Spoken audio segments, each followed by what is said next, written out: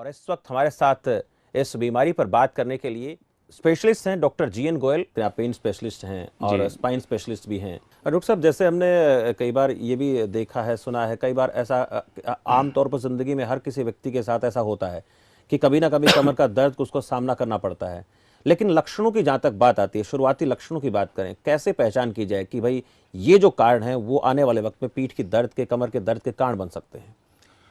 देखिए, जैसे मैंने फिर शुरू में बताया था कि कमर दर्द, पीठ का दर्द इतना कॉमन है कि परिवार के हर सदस्य में है। हम ऐसा मानते हैं कि जिसने इस पृथ्वी पर जन्म लिया है जी, वो कभी ना कभी अपनी लाइफ में कमर दर्द या पीठ के दर्द से परेशान अवश्य बिल्कुल होगा। रहा है। तो जब भी ऐसी कभी स्थिति में हो, दर्द हो, कमर का दर्द, पीठ का दर्द शुरू हो, तो अपने डॉक्टर से कंसल्ट करें, जरूर उनसे संपर्क करें।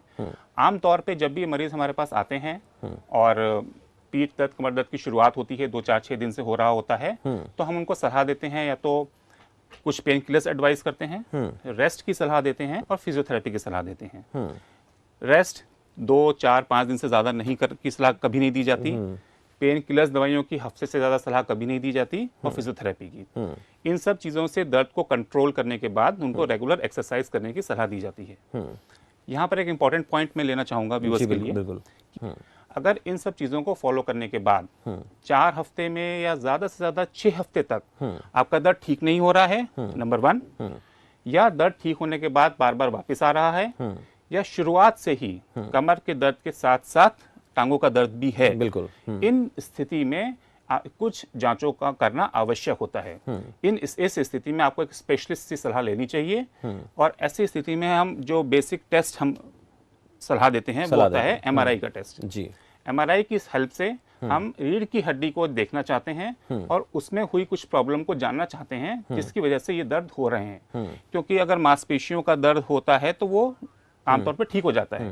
डॉक्टर साहब, कई बार ये देखा गया है कि कमर दर्द का एक जो कारण है उसमें स्टोन की हम बात करते हैं, कई बार स्टोन भी एक वजह हो जाती है, लेकिन उसके लिए भी हम क्या करते हैं, दवा ले लेते हैं। दर्द में एक तुरंत आराम चाहिए तो दवा ले लेते हैं। जी। ऐसे लोग भी जो कहीं ना कहीं इसके लिए एक जिम्मेदारी तैयार कर रहे हैं कि भाई ये भी एक इसका कारण बन सकता है, तो कहीं ना कहीं वो दवाएं जो हैं आराम पहुंचाने के बजाय घातक हो जाती हैं। तो ऐसे लोगों को आप क्या सलाह देंगे इस बीमारी के लोगों को खासकर? यस शमशेर जी, बहुत ही इंपॉर्टेंट सवाल आपने रेज किया है कि दर्द की दवाइयाँ, हमें कुछ भी कहीं भी जरा सा दर्द हुआ, बाजार में गए, केमिस्ट के पास गए, दर्द की दवाई ली और खा ली। ये सब इतनी आसानी से अवेलेबल हैं कि दर्द की दवाइयों का सेवन हम आम तौर पे करना शुरू कर देते हैं बिना डॉक्टरी सलाह के, जो बहुत ही ज़्यादा खतरनाक ट्रेंड है। मैं अपने व्यूअर्स को वार्न करना चाहूँगा इस चीज़ के लिए कि कृपया बिना डॉक्टर की सलाह के दर्द की दवाइयों का सेवन ना करें, क्योंकि लंबे टाइम तक सेवन करने से फायदा तो क्या, ये आपके शरीर को बहुत नुकसान पहुंचा सकते हैं। किडनी की बीमारियां हो सकती हैं, आंतें खराब हो सकती हैं। और अगर हम अब देखें आजकल जो हमारे डायलिसिस सेंटर हैं उसमें लगभग 50% लोग सिर्फ इस वजह से डायलिसिस करवा रहे हैं क्योंकि उन्होंने अपनी लाइफ में कभी ना कभी लंबे समय तक दर्द की दवाइयों का सेवन किया और वो उस स्थिति में पहुंच गए कि डायलिसिस की नौबत आ गई। तो ये बहुत ही खतरनाक ट्रेंड है। डॉक्टर साहब, एक और बड़ा अहम कारण इस बीमारी में देखा गया है कि मरीज जो है वो जल्दी से डॉक्टर के पास जाता नहीं है, महीना 2 महीना निकाल देता है, उसके बाद दर्द उसका इतना ज़्यादा बढ़ जाता है तो आखिर में जाकर डॉक्टर ये कहते हैं कि ऑपरेशन करना पड़ेगा, लेकिन लोग कराना नहीं चाहते और वो नाड़िया वैद्य के पास चले जाएंगे या फिर और मसाज करने वाले के पास चले जाएंगे और तमाम तरीके खोजते हैं, आयुर्वेदिक नुस्खों के बारे में बात करते हैं। तो ऐसे लोगों को क्या कहेंगे आप? काफ़ी इंपॉर्टेंट पॉइंट उठाया है आपने। ये हमारे लिए रोज़मर्रा की एक इशू है कि मरीज हमारे पास आते हैं, हफ्तों से महीनों से दर्द से परेशान है, कमर दर्द से और पीठ के दर्द से। डिस्कशन में जब हम उनसे पूछते हैं कि पहले कोई मेडिकल ओपिनियन। एक कॉलर हमारे साथ फतेहाबाद से सुभाष जुड़ गए हैं, उनसे पूछ लेते हैं। सुभाष जी, स्वागत है आपका खबरपास पर, पूछिए अपना सवाल। हाँ जी, कमर दर्द रहता है जी 3 साल से। 3 साल से? हाँ जी, हाँ जी जी। सुभाष जी, अपनी उम्र बताइए डॉक्टर साहब। उम्र 48 है जी। और 3 साल से आपको कमर का दर्द चल रहा है? हाँ जी, हमारा करवाई थी जयपुर जी, सार करवाई थी, जयपुर करवाई थी। हाँ जी। तो L4 L5 S1 में कोई नीचे नस दबी हुई बता रहे हैं। जी जी। मुझे आप थोड़ा सा ये भी बताएंगे कि कमर के दर्द के साथ साथ क्या आपको दर्द टांगों में भी जा रहा है? बिल्कुल, एक टांग में है जी। एक टांग में जा रहा है? हाँ जी। और शुरू से ही उसी टांग में है या दोनों टांगों में बारी बारी से है? ना, उसी टांग में है जी। सुन्नापन सा रहता है, थोड़ा चप्पल जूता पहनता हूँ तो थोड़ा कम पता लगता है जी। आपकी बातों से ये समझ में आ रहा है कि आप एक शियाटिका नाम की बीमारी से ग्रसित हैं, जो कि स्लिप डिस्क में नसों के दब जाने की वजह से होती है। ऐसी हालात में स्लिप डिस्क है, नसों में दबी हुई हैं, जब तक हम वो नसों को खोलेंगे नहीं तब तक इस बीमारी से, इस दर्द से निजात पाना बहुत मुश्किल होता है। और चूंकि आपको 3 साल हो चुके हैं तो हम दवाइयों से, एक्सरसाइज, फिजियोथेरेपी से इस दर्द में आराम की उम्मीद नहीं कर सकते हैं। यहाँ पे ज़रूरी है कि नसों को खोला जाए। अब जो शमशेर जी आपने भी बात करी थी, जी बिल्कुल, मैं उसका थोड़ा सा बैकग्राउंड लेके इनका जवाब देना चाहूँगा। जी जी बिल्कुल। कि जब मरीज़ हमारे पास आते हैं, पहुँचते हैं, वो इस डर से, जब हम उनसे डिस्कशन करते हैं तो वो इस डर से शायद डॉक्टर्स के पास नहीं आ रहे होते हैं, क्योंकि उन्होंने कहीं ना कहीं ऐसी मानसिकता बना ली होती है, या उनसे ऐसा कहा गया होता है कि भाई स्लिप डिस्क हो गया है, आपको नस दब चुकी है, तो अब ऑपरेशन ही इसका एक इलाज है। एक बहुत ही इंपॉर्टेंट फैक्ट यहाँ शेयर करना चाहूँगा मैं व्यूअर्स के साथ, कि 100 में से लगभग 95 मरीजों, 95% पेशेंट्स को ऑपरेशन की ज़रूरत नहीं होती है। लेकिन ज़रूरी है कि आप जागरूक हो और समय पर सही इलाज लिया जाए, तो आप ऑपरेशन से बच के रह सकते हैं, एक स्वस्थ जीवन बिना दर्द के जी सकते हैं। जैसे कि अब हम बात करेंगे कि बिना ऑपरेशन के और क्या इलाज संभव हैं, तो यहाँ पर मैं बताना चाहूँगा कि जब हमारे पास मरीज़ आते हैं, हम उनकी जांचें कराते हैं, MRI कराते हैं, जैसे कि हमारे कॉलर ने बताया कि उनको डिस्क है, इसमें नस दबी हुई है। डिस्क की अलग अलग स्टेजेस होती हैं खराब होने की। शुरू की स्टेजेस जैसे स्टेज 1 एंड स्टेज 2 बोलते हैं जिसको, इसमें डिस्क सूख जाती है, उसका पानी सूख जाता है। ऐसी स्थिति में आमतौर पर देखा गया है कि कमर या पीठ में ही दर्द है। इस डिस्क को हम रिपेयर कर सकते हैं। मैं यहाँ पे कुछ मेडिकल ट्रीटमेंट्स का नाम भी ले सकता हूँ। एग्जांपल के तौर पे ओजोन ट्रीटमेंट है, रेडियो फ्रिक्वेंसी एब्लेशन एक ट्रीटमेंट है। चलिए, कॉलर इस वक्त और हमारे साथ फोन लाइन पे जुड़े हैं, सुखबीर। सुखबीर जी, स्वागत है आपका, सवाल पूछिए।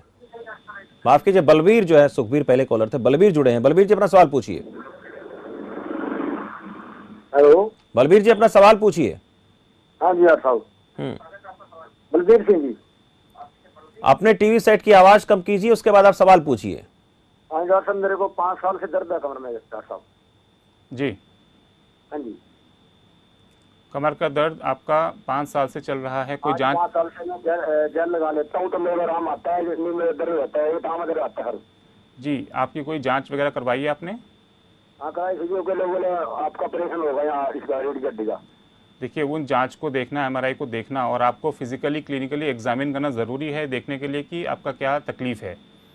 जहाँ तक ऑपरेशन की बात है, मैंने करनाल कराई थी जी, करनाल कराई, करनाल जी।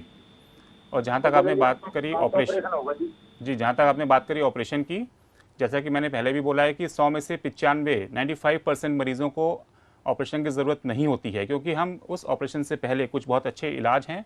जैसे कि अभी हम बात कर रहे थे, स्लिप डिस्क में जब डिस्क ज़्यादा ख़राब होती है, स्टेज 3, स्टेज 4 में पहुँचती है, तो आसपास की नसों को दबाती है, जो शियाटिका नाम की बीमारी दर्द को पैदा करती है।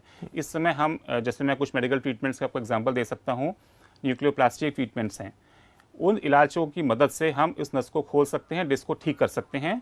और आज बहुत अच्छा एक इलाज आ गया है स्पाइन एंडोस्कोपी के नाम से, जिसमें इन जितने भी मैं आपको एग्जांपल्स दे रहा हूँ इलाजों के, इसमें किसी भी इलाज में आपको बेहोश नहीं किया जाता है, कोई चीरा फाड़ी नहीं की जाती है।